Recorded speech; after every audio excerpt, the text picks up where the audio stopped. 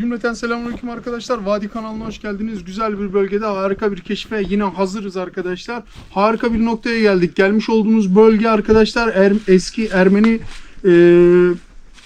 Ermeni dönemine ait bir bölge. Güzel bir nokta.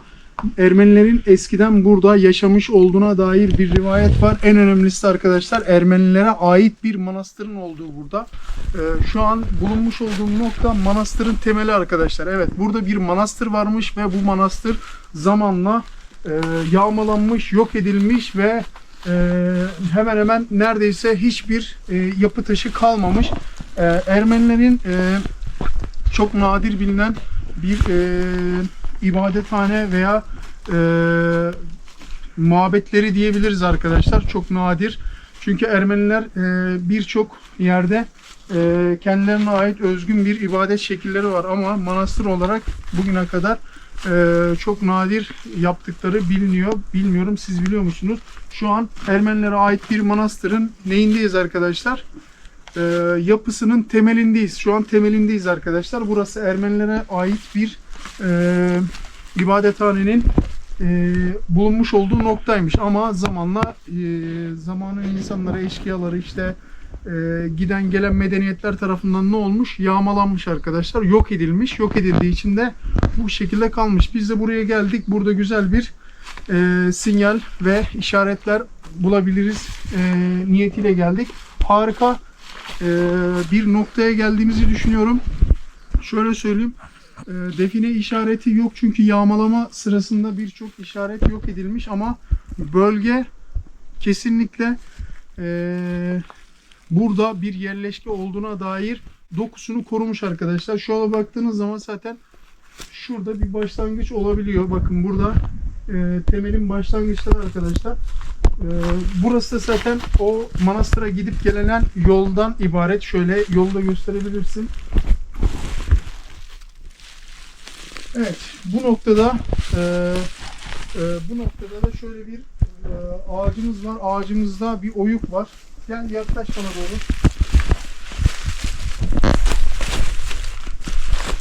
Gelebilecek misin? Gelirim. Gel bakalım. Şimdi burada arkadaşlar şöyle ağacımızın gördüğünüz gibi hemen üst tarafında işaretleyebilir misiniz? Evet, işaretleyebilirsiniz. Neden işaretleyebilirsiniz? Çünkü bu ağaç çok tarihi bir yapıya sahip, köklenmiş eski bir meşe ağacı arkadaşlar. Küçük kalmış ama tarihi bir yapıya sahip. Evet, şöyle aşağı iniyoruz. Şimdi ne yapacağız? Cihazlarımızla buranın kontrollerini yapacağız. Yapmadan önce temelimizin taşlarını da ufaktan bir inceleyelim. Gel bakalım. Şimdi arkadaşlar üst tarafta değil. Bakın bulunmuş olduğumuz noktada bir yapı varmış. Bir manastır, bir mabet varmış. Ama yıkılmış. Şimdi yıkılmadan önce burada bildiğiniz hani bazı yapıların mahzenleri oluyor. Yani altyapıları oluyor. Kiler gibi veya işte depo gibi. Evet. Bazı noktaları. Şu an biz depo noktasındayız diyebiliriz. Şimdi burada bazı o döneme ait manastırda cezalandırma sisteminde cezalandırma odaları varmış. Şu an büyük ihtimalle o noktada bir noktadayız arkadaşlar ama orası yok edilmiş, yıkılmış, yağmalanmış. Burası açılmış, mabedin içine doğru açılmış. Büyük ihtimalle de cezalandırma odası olarak kullanılıyormuş ama sonradan yok edilmiş. Şu an bulunmuş olduğumuz nokta büyük ihtimalle bu cezalandırma odasının olduğu nokta arkadaşlar. Cihazlarımızla arama yapacağız ama şöyle bir girişi de size kısa ve net bir şekilde göstermek istiyorum. Şöyle girişe doğru gidelim. Gel.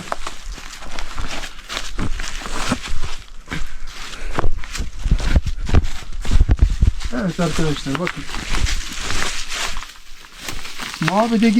Mabede giderken, manastıra giderken bu yol kullanılıyormuş. Birkaç tane daha bağlantı yolu var yukarılardan. Mesela şöyle şu açıyı gösterebilir misin? Şu açıdan gelen bir bağlantı yolu ve ana yol, bir bağlantı yolu da bu açıdan geliyor. Yani iki vadinin arası gibi bir noktadayız arkadaşlar. Şöyle geldiğimiz zaman, şöyle ilerlediğimiz zaman şurada merdivensi bir yapı var fark ederseniz. Bu merdivensi bir yapı da büyük ihtimalle mabede ait, bir manastıra ait bir iz diyebiliriz, işaret diyebiliriz arkadaşlar. Şöyle göstereyim. Basamak şeklinde 1, 2, 3 tane, artık ne amaçla yapıldığında bilmiyorum ama büyük ihtimalle yıkımdan sonra kalan ana kayalara da işaret koyulduğuna dair bir rivayet var. Bunlar olma ihtimali yüksek diyoruz arkadaşlar. Hemen geliyoruz şuraya. Burada yine ana kayalarımız var. Ana kayalarımız, evet, şöyle çok farklı bir yapıya sahip. Yani burada yapı yapmaya müsait bir kaya şeyimiz var. Hemen elle bile dökülebiliyor. Görüyorsunuz. Çok, yani buraya bir yapı yapmak istediğiniz zaman bu kayaları buradan sökmeniz çok basit arkadaşlar. Evet, şurada bir ileriye doğru giden bir oyuk var. Oyma diyemeyeceğim, oyuk diyeceğim arkadaşlar. Çünkü burada oyma yapılmamış. Hiçbir noktada oyma yakalayamamış. Oyuklar var. Sunaç şeklinde oyuklarımız var. Burada bu ağaç da büyük ihtimalle tarihi bir ağaç. Şöyle manastırımızın temelini görecek şekilde bir cihazlarımızı aktif edeceğiz. Bakalım sinyalimizi alabilecek miyiz? Hep beraber görelim. Sen kendini sabit bir noktaya tut. Evet. Şöyle de olabilir. Bu tarafa da geçebilirsin. Evet. Şöyle de geçebilirsin. Küçük Vadi ile birlikte yapmış olduğumuz Ermeni dönemine ait manastırı sinyallerini şimdi kontrol edeceğiz arkadaşlar. Sinyallerini kontrol etmeden önce ne yapıyoruz? Evet. Küçük Vadi'de güzel bir selam veriyor. Merhaba arkadaşlar, yeni maceraya hoş geldiniz. İyi seyirler. İyi seyirler diliyoruz arkadaşlar. Yorumlarda buluşmak dileğiyle güzel bir like atarak olayımıza başlıyoruz. Hemen cihazımızı ne yapıyoruz? Şöyle arkadaşlar. Değerli modumuzu aldık. Gözüküyor mu? Gözüküyor. Tamam. Değerli modumuzu alıyoruz. Şöyle cihazımızı önce bir kaldır. İndir. Bir daha kaldır. Arkadaşlar cihazı kullanmayan veya kullanmaya çekinen arkadaşlar var. Onlar için kısa bir ayrıntı söyleyeceğim. Cihazımızın şu noktası arkadaşlar yere tamamen paralel olacak. Şu elimi yer düşündüğünüz zaman paralel olacak arkadaşlar bu şekilde. Terazide olacak. Terazide olduğu sürece de sinyale gitme ihtimali %80, %90 diyebiliriz. O yüzden cihazımızı kullanırken yere paralel olmasına özen gösterin. Herhangi bir cihaz arkadaşlar, herhangi bir alan tarama yere paralel olması gerekiyor. Onu özellikle söylüyorum. Bazı izleyicilerimiz rica etti. Ben de bunu kendime söyleme gereği duydum. Evet, cihazımızı açıyoruz. Değerli de bakalım sinyalimizi hangi noktaya doğru çekecek. Evet. Havalar soğudu bu arada. Hırkalarımızı üzerimizde tutuyoruz ama hava güneş açtığı zaman yine kısa tişörte dönüyoruz arkadaşlar. Cihaz yerinden hafif oynamış. Bakalım kendini sabitlediği zaman hemen sinyale doğru gideceğiz arkadaşlar. Evet, şu an kendini sabitledi. Mi. Gene bir frekans aldı. Bakalım. Tam bir frekansı yakaladığı zaman hemen o yöne doğru gideceğiz. Şu an sabit. Doğru mudur Küçük Vadi? Aynen baba. Evet, şu an sabit. Şöyle döndük arkadaşlar. Önümüzü aldık. Yavaş yavaş ilerleyelim bakalım. Hadi bakalım.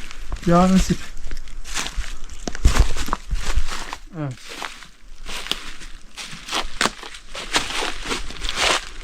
Bu noktada bir sinyal aldı. Görüyorsun. Hem de nasıl aldı? Evet, bayağı da kuvvetli bir sinyal aldı. Şöyle yere sabitleme şeyimiz var mı? Şu an yerde arkadaşlar. Bakın, kolum tamamen sabit. Cihazla harika bir eksende dönüş yapıyor. Yere sabit şu an. Sabit olmasını da göstersene. Aşağı elimden. Evet. Çok fazla yaklaşma, kameraya çarpmasın. Şimdi ne yapıyoruz arkadaşlar? Hemen oksit modunda bir oksite bakıyoruz. Şöyle oksitimizi aldık. Oksit modunda bakıyoruz. Bu arada dikenler yine üzerimize saldırdılar. Evet, şöyle dikenleri kendimizden bir uzaklaştıralım. Geçenlerde de dikenli bir ağacın dibinde bir mağarayı açmıştık. İçimize batmayan kalmadı yani arkadaşlar. Doğru mu? Evet, şu an neredeyiz? Oksitteyiz. Bir de oksitte bakalım.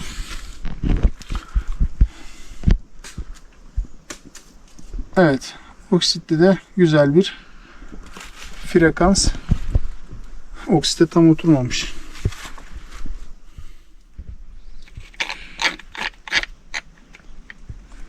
Evet, tekrar oksiti kaldırıyoruz. Oksitte de güzel bir frekans aldık arkadaşlar. Zaten şuraya bakarsanız şurada da harika bir oksitlenme var. Yani burada güzel bir oksitli malzeme olma ihtimali yüksek. Doğru mu? Doğru. Hemen ne yapıyoruz? Bir boşluk yapıyoruz arkadaşlar. Burası manastır temeli olduğu için daha da aşağıda mahzenler var mı diye bir bakacağız. Hemen boşluğa kaldırdık.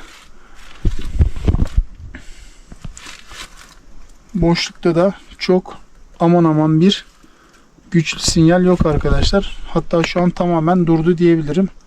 Tekrar harekete geçti. Yere sabitlemeyi tam yapamadık mı? Dur bakalım. Şöyle tutuyorum. Evet, yaklaştıkça az bir şey de olsa bir sinyal oluyor. Boşluğumuzu yaptık. Cihazımız hazır mıydı? Cihazımızı alalım. Cihazımız da açık. Gel bakalım şu noktada bir şey yapalım. Zemin ayarı.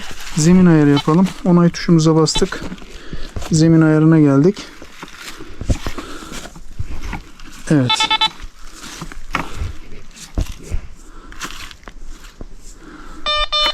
Şöyle yaklaştır. Zemin ayarımız tamam arkadaşlar. Evet, onay tuşumuza bastık. Şimdi bütün materyallerde demir olur, maden olur, oksit olur. Herhangi bir madeni arama moduna alaraktan burayı bir tarayalım. Şöyle taraya taraya gidelim bakalım.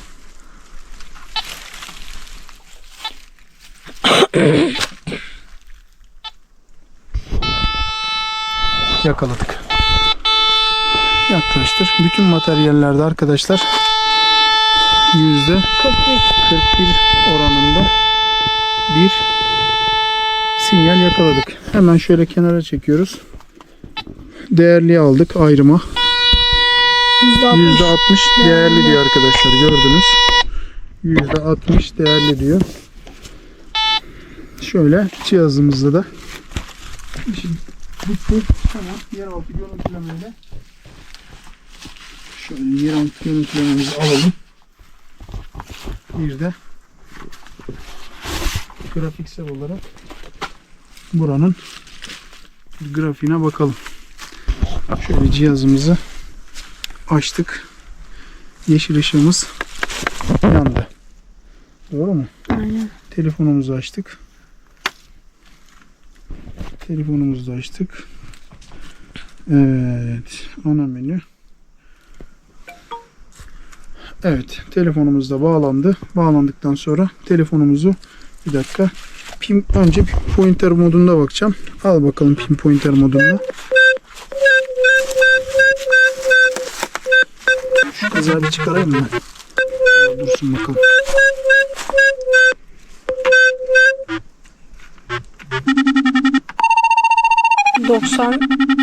Bakayım kırmızı mı?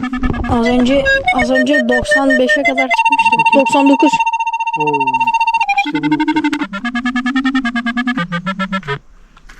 Bak, tam merkezine tutunca 99 yapıyor. Değdir yere. 81, 99. 99. Aynen. Demek ki bu noktada bir yerde bir gömü var.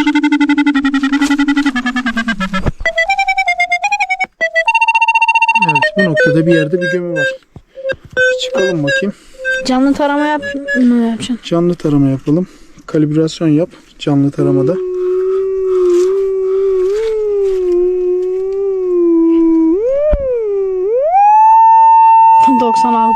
%96. Beni görüyor mu? Görüyor. Herkes görüyor. Tamam. %96. Yan tarafa geçiyoruz. Var mı buralarda bir sinyal? 9, 8, 4, 12, O şekilde mi gidiyor? 6, 0, 18, 25, 37, 25, 28, 26, 12, 49, 90, 70, 96, 72, Şu noktada bir yerde o 56. zaman. Şu noktada bir yerde. Hemen ne yapıyoruz? Grafiksel olarak grafiğine girelim. 3B tarama diyelim. 5'e 5 yapalım burayı da yine. Taramayı başlat. Tut bakalım sen şunu. Şimdi şöyle bir yandan Aşağıdan gidelim. yapmayacağım mı? Şöyle mi gidelim? Hı. Aşağıdan Öyle yukarı doğru. 1 2 2, 3 3, 4 4, 5, 5 1, 1 2 2, 3 4 5, 5 1 2 3 4 5 1 2 3 4 5. Bir tane mi kaldı? aynen. 1 2 3 4 5. Nasıl bir şey çıktı grafik? Oo. Güzel bir Grafikte- grafik çıktı. Ama %99 sinyal verip de grafikte çıkmaması da anormal. Yani Değil mi? tabii. Bir daha şey yapalım. Grafiğine bakalım. Zikzaklama yap bu sefer. Bir dakika. Taramayı başlat.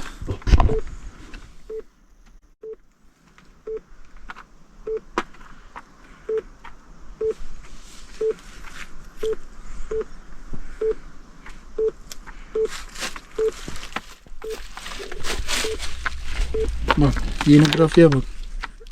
Karşılaştıralım o ikisini. Öbürünü kaydetmedim ama. Nasıl çıktı? Bir tane daha, son bir kare.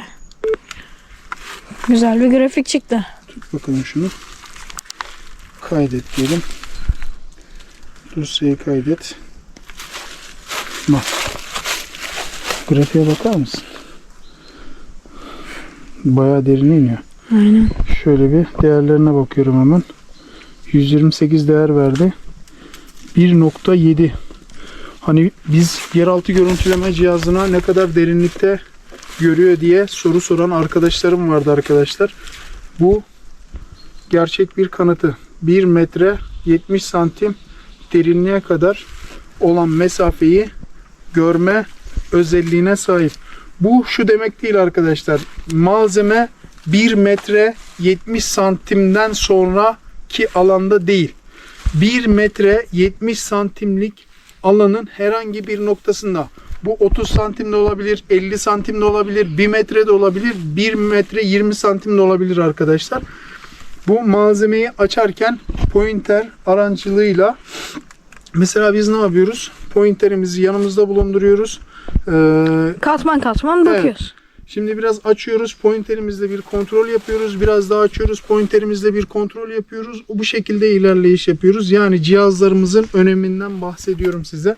Bakın yeraltı görüntülememiz malzemenin hangi aralıkta olduğuna dair bir grafik çıkardı. Dedektörümüz zaten sinyal aldı. Dedektörümüz sinyal almamış olsaydı zaten yeraltı görüntülemeyi kullanmayacaktım arkadaşlar.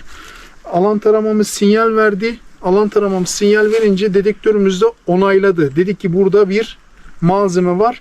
Yeraltı görüntülemeyle de grafiğini çıkardık. Pointerle de ne yapacağız? Açarken yavaş yavaş kontrol ede yavaş yavaş açacağız arkadaşlar. Cihazlarımızın Her birinin görevi her var. birinin görevi var. Bunları unutmuyoruz diyoruz. Şimdi ne yapıyoruz? Şu kazağımızı çıkaralım. Oh, Çoban var. evet ha. Çoban var. Çoban mı var? Nerede? Şu tarafta. Yukarıda mı? Hı hı. Hayvan sesi mi geliyor? Çan sesi geliyor. Ne yapayım yavaş yavaş. Duymuyor musun? Yok duymadım ama. Ver bakalım cihazımızı. Cihazımızı kapattık.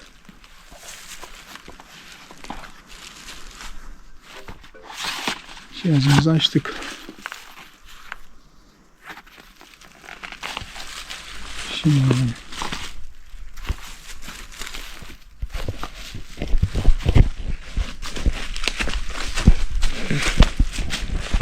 evet. söyler misin? Var mı? Var. Hala ses geliyor da. Bismillahirrahmanirrahim.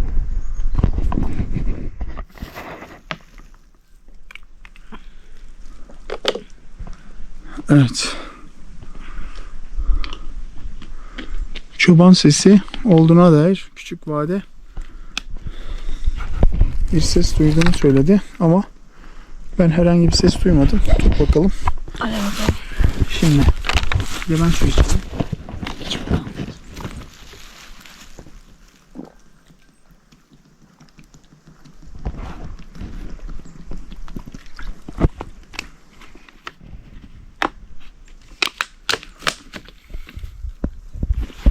Şöyle bir dinleyelim bakalım.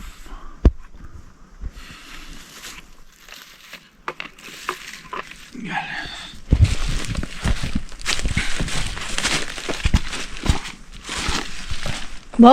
Biliyor musun o şey pointer de yeraltı görüntüleme gibi bağlanıyormuş telefona. Evet. Hiç Bağla- bağladın? Yok, bağlamadım. Bağlamaya çalışırız ama. Şu oksiti biraz gösterebilir misin? Gösterebilirim.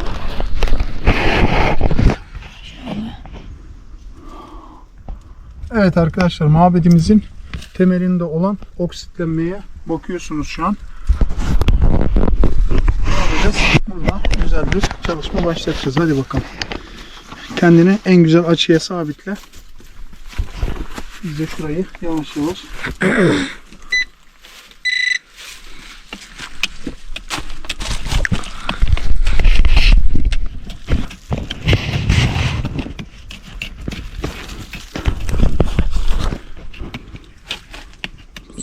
şu kayayı devirsek mi diye düşünüyorum.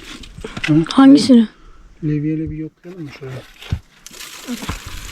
Devir de buranın dengesini bozarsın. Işığını bir kapatayım ben.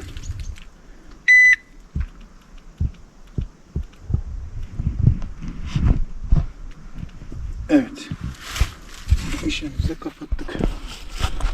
Şu sanki tepemize düşecek gibi bir hal var. Levye nerede? Levye burada.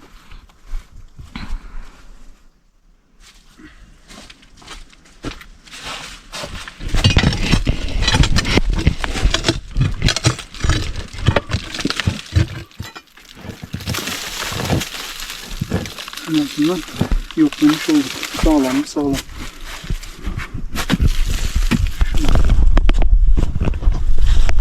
Almış olduğumuz sinyal.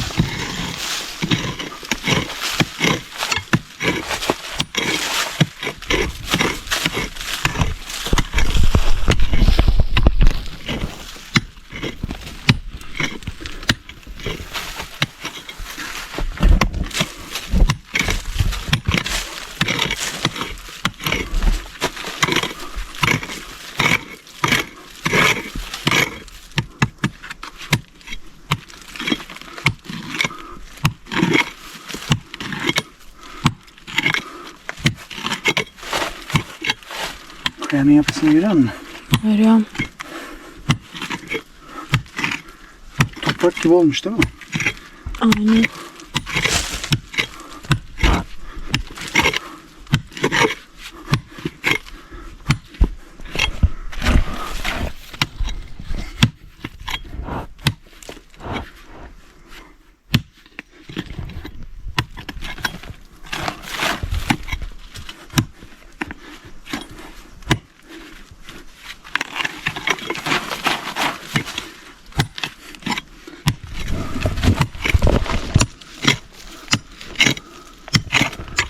Bayağı da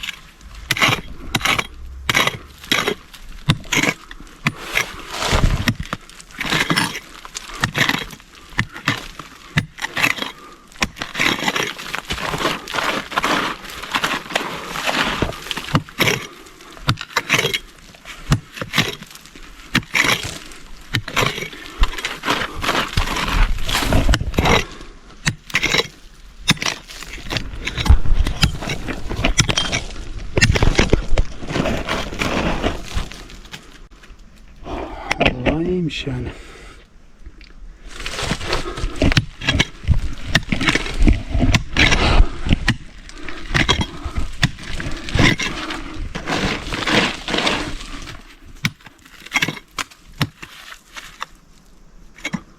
Bir şey ittirdi gibi. Ha? Bir şey ittirdi gibi.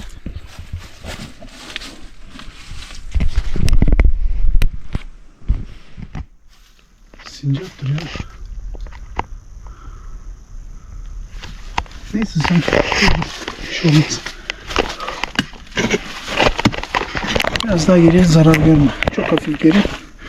Gideyim mi öyle?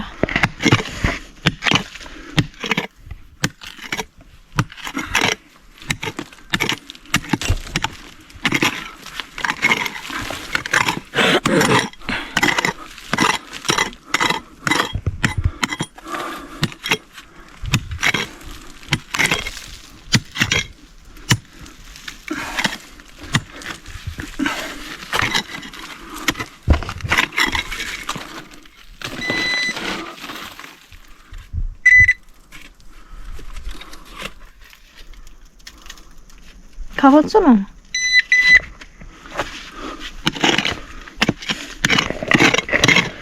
Kontrolle bir bakalım elimiz almışken ya.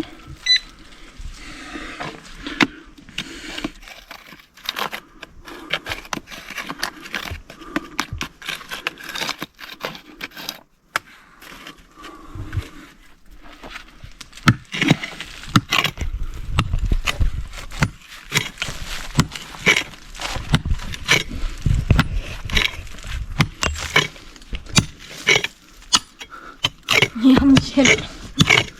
Evet.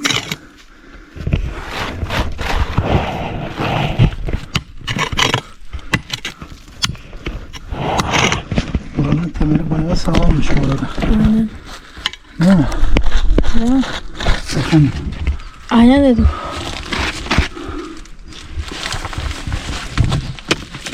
Bayağı uğraştıracak gibi değil mi? Değil mi? Ama dökülüyor baksana şu an. Yama kısmında yama gibi bir hali de var. Baksana. Bak.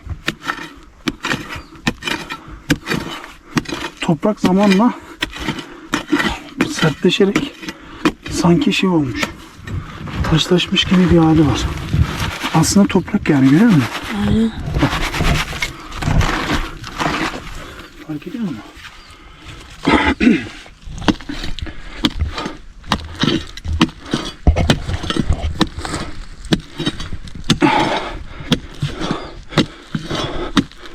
Bayağı da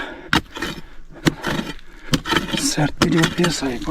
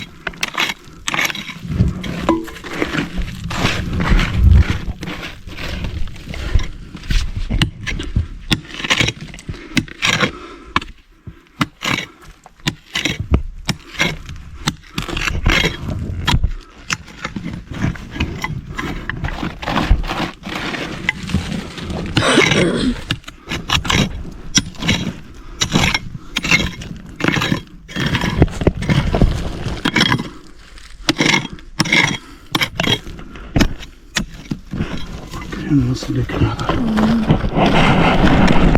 Kıymık kıymık valla. Ne? Değil mi?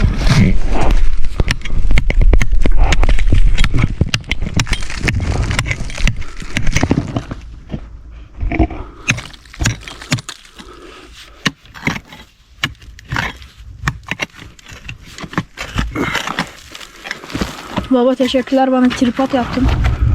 Vallahi şuna baksana. Bak bu şu kaya sonradan konulmuş bir kaya. Aynen. Yapısı da şey. Değil mi? Değil mi? Bak Bak şuraya şurada toprak var. toprakla böyle şekillendirmişler. Aynen.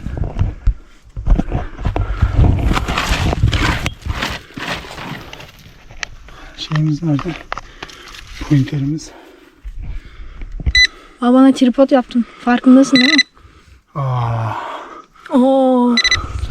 Sinyal aldı. taşın altına çıktı. Aynen.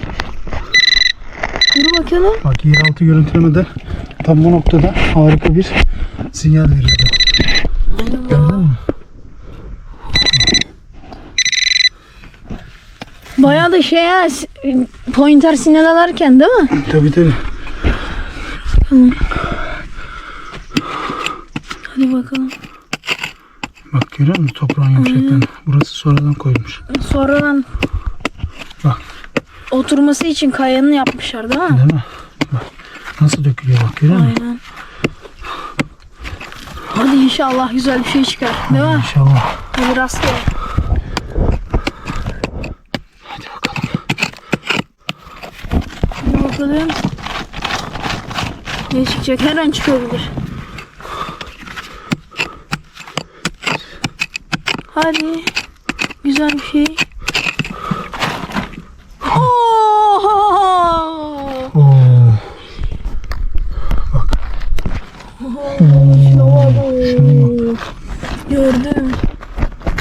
Of of of of of. Mükemmel. Oo. Oo. Şuna bak. Harika. Mükemmel bir şey baba. Yakaladık. Yine turnayı gözünden vurduk. Harbi. Yaklaştır, Şuna bak baba. yaklaştır, yaklaştır. Şuna. Şunun güzelliğine bak baba. Allah Allah Allah Allah Allah. Bak. Şöyle güzel bir taşın üstünde temizle onları. Gel.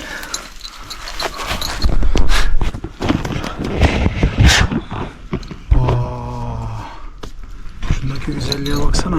Aynen. Ermeni dönemine ait bir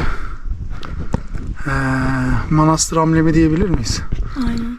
Yüzüklere bakar mısın? Veya bir sembol. Bak sen yüzüklerin güzelliklerine bak. Yüzükleri bir temizle bakalım. Bu altın bak. Yüzük. Hayır. Oho. Şuna baksana. Yüzüklere bak, yüzükleri 3 tane. Aa, yüzükler kralı gibi oldun. Evet 3 tane yüzük. Bak şu Ermenilerin lale şeklinde bir yapısı vardır. Şeylerinde devlet armalarında lale şeklinde bir yapıları vardır. Büyük ihtimalle onu simgeliyor. Bak burada da yine çiçeksi bir devlet arması. Büyük ihtimalle altın. Avuç büyüklüğünde var. Harbi diyorum şuna baksana. Yakından çek şuna bak. Gel. Bak. Şunların güzelliğine bak. Yemin ediyorum var ya harika. He? Mükemmel bir şey baba ya. Ben sana ne dedim? Ermeni dönemine ait bir yaşam alanı var ve burada bir mabet varmış. Mabetin temelinde güzel bir hazine olduğuna dair bir rivayet vardı. Rivayette bize gerçekleşti. Öyle mi? Aynen. Evet arkadaşlar. Yorumda buluşalım. Şimdi buranın tekrar bir cihazla kontrolünü sağlayacağım. Getireyim mi? Ben alacağım. Sen sabit kendine. Kamerayı fazla sallama. Şöyle şu malzemelerimizi şöyle bırakalım şuraya. Ben bir dedektörle burayı bir daha kontrol edeyim. Sen de diğer çekimi yap. Ondan sonra cihazımızı açalım. Gel bakalım. Şöyle cihazımızı alalım. Eldivenimizi de şuraya alalım. Bayağı bir kayalık yapısı var ama şöyle cihazımızı kurduk arkadaşlar. Evet. Onay tuşumuza bastık. Şöyle bir kontrol ediyoruz. Evet. Cihazımız ne yaptı arkadaşlar? Sinyal almıyor. Sinyal almıyor şu an. Sinyal yok.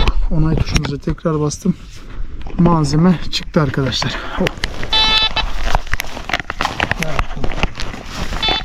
Diyor ki malzeme buraya kadar. Evet. Hazineye ulaştın diyor. 3 adet Ermeni dönemine ait yüzük arkadaşlar. Şöyle göstereyim.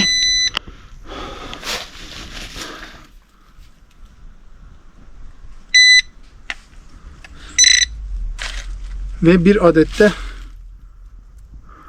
harika bir hazine. Vallahi bu tarafa doğru birileri geliyor inşallah. Kimse değildir. Hayvandır veya vahşi bir canlıdır diye ümit ediyorum. Neyse gelirse Vahşi canlı daha çok zarar verecek sana. yüzümüzün bir tanesini paylaşırız. Evet, yüzün bir tanesini Al bugün eve erken. al bugün eve erken git deriz. Şöyle arkadaşlar gerçekten bir bakın. Yüzükler de bir tanesi küçük parmağı, bir tanesi yüzük parmağına, bir tanesi de orta parmağı tam oluyor. Ve devlet armasıyla birlikte Mükemmel bir Şöyle. görüntü. mükemmel bir görüntü oluştu. Aynen. Evet arkadaşlar, sizleri seviyoruz. Bizi takipte kalın. Allah'a emanet olun. Hoşça kalın arkadaşlar.